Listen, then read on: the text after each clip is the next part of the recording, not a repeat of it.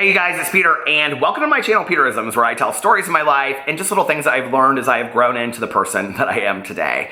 And although it's not a Friday, which is where I do my Dear Peter series of advice videos, I sat around last night and I was reading through tons of emails. You guys literally have sent me hundreds upon hundreds of emails, and I'm trying to do the best I can at getting through them about different pieces of advice that you want from me. And I just want to say, you know, it's such an honor and a privilege that you would even reach out to me and trust me with these kind of sensitive topics.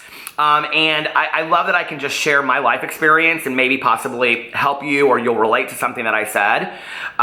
The typical topics that I get are grieving, recovery issues, how to get sober, should I move, should I go to college, should I quit my job, what do I do with family members, you know, I'm in a relationship, I'm not, a lot of relationship questions. And so, you know, I really think that one of the reasons why you guys trust me is because I just am honest about my own life and share my story. And so I hope that what you gain from that is if you share your story, because we all have a story, if you share your story with somebody else, you are in turn helping them. And, you know, I think it's something that we all need to learn. And years ago, I watched this Oprah aha moment. And it was about this woman, and she had gone walking with a friend, and when she came home, she found out that her ex-husband had killed her 4 children and then killed himself. And the show was about how do you get past that, how do you move through it, you know? And it was devastating to watch. That's not the aha moment. The aha moment was Oprah, like a year later, had her back on the show and had another mother who said that while she was watching that video, or that episode, that she was at home making a scrapbook for her kids because she was getting ready to take her life. And that watching this woman who had lost literally everything in her entire life, her kids, everything, that she had continued to live. And she got on the show and thanked her. Because if she could stay alive and continue to live, then so could this woman for her kids. And it was such a powerful aha moment that you never know who you're affecting out there when you share your story. So share your story. Don't be afraid of it. It's important that we all share our stories. And no matter how small or how big we think that our stories are vital to somebody else. So I was reading through these emails, and I got this email that was written to me on Mother's Day, and so I want to share it with you, and I think it's a good topic to talk about. Hi, Peter and Alex. I hope you both are having a nice weekend. Peter, like you, I lost my mother 9 years ago, as I know for you it has been 10 years. And certain days and holidays can be tougher than others. I believe you never get over losing a parent whom you were once close to. You just learn to live with the loss as best you can. Days like today, Mother's Day, are no exception, if not worse. Do you have any advice, tips, or anything to help those who lost their mom and best friend on such a day as Mother's Day? How do you cope through seeing everyone else celebrating while you're not? I was wondering if you endure such days and what your advice would be. Thanks so much and have a great weekend.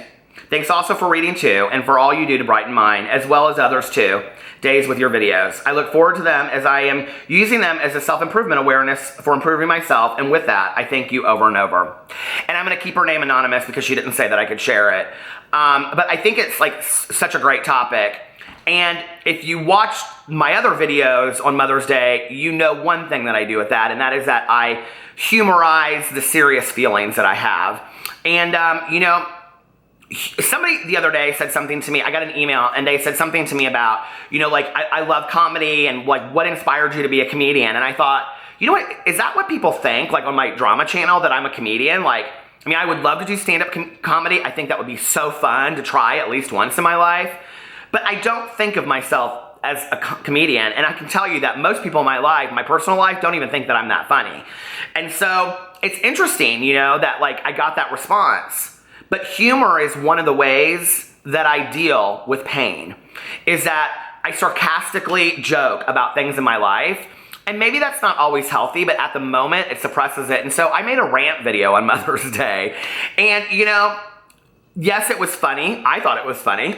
A lot of other people thought it was funny. But Was everything in it true? Yeah, most of it was. Like, most of it was really how I felt, but turning it into like kind of a funny spin on it, which is what I wanted to do, because I knew there were other people out there that were alone on Mother's Day that weren't spending it with their mothers because they either had, work, or they couldn't be near their mother, or they had lost their mother, or they never knew their mother. Everybody's condition, everybody's story is different.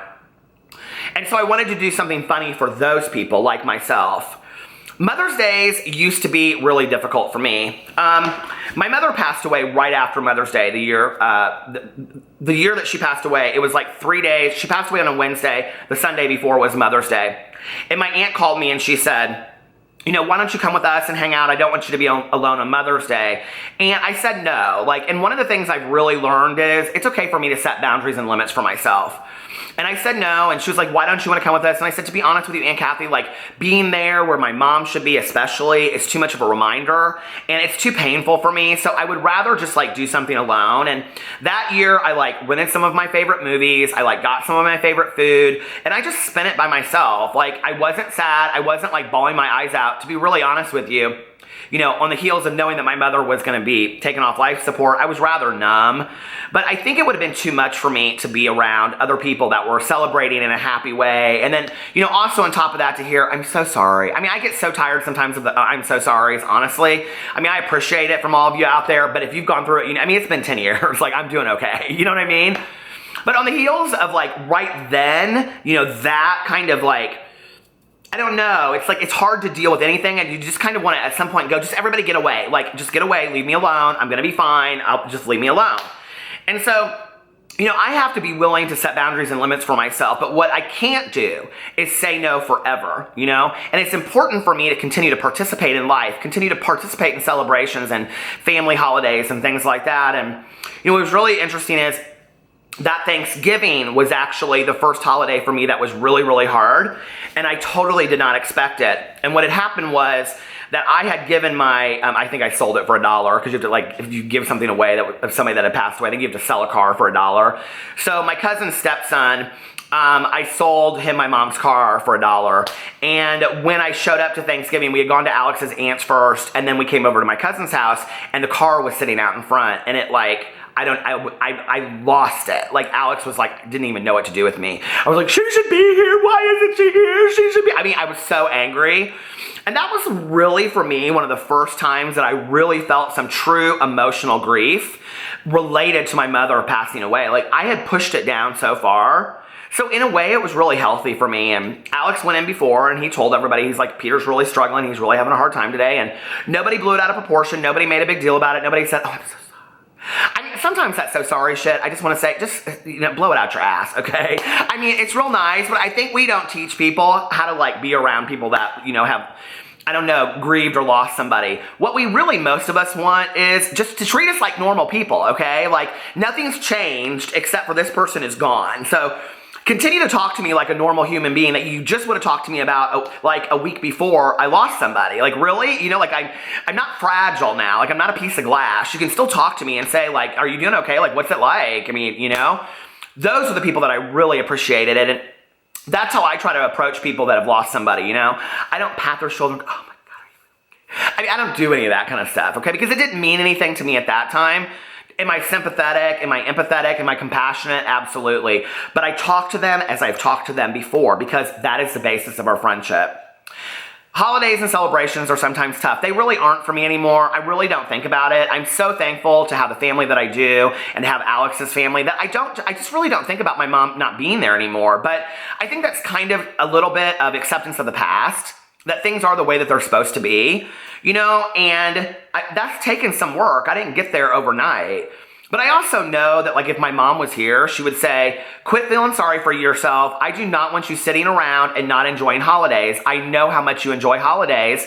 Go out and really fully enjoy a holiday. And this last Christmas, which was one of my mom's, she loves Easter and Christmas. I went and I if you watch my vlogs, you'll know, I watched every Christmas movie that I had ever watched in my entire life.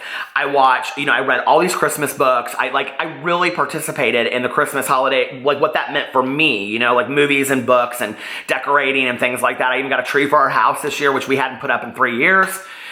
I think my mom would be very happy about that. She would like that I was participating in life. At the end of the day, I know in my heart of hearts, I know my mom really well. And if you knew your mom well enough to call her your best friend, you know what she would want for you. She would want you to celebrate. She would want you to remember her. She would want you to maybe cry a tear while you're getting ready to go to Mother's Day with somebody else or to go to Christmas. But she would want you to celebrate life. She would want you to enjoy life. And that for me is part of paying, homage to my mother, to continue to live the best life possible. Because if I choose to isolate and if I choose to miss out on life, then I have learned nothing from her passing. I have learned nothing from the time that we, spent together where she loved life. My mother danced in the kitchen. She decorated everywhere. She celebrated. She loved music. And if I let that go and I just sit in a room during every holiday and every celebration because I'm so sad about my mom, then I'm really missing out on the message that she gave me in life. And I think each of us really knows how our parent would want us to feel, or a lost or loved one. And I think most of them would say to us, I want you to live your best life. Don't sit around and be sad about it. There's nothing you can do about it. There's nothing we can do.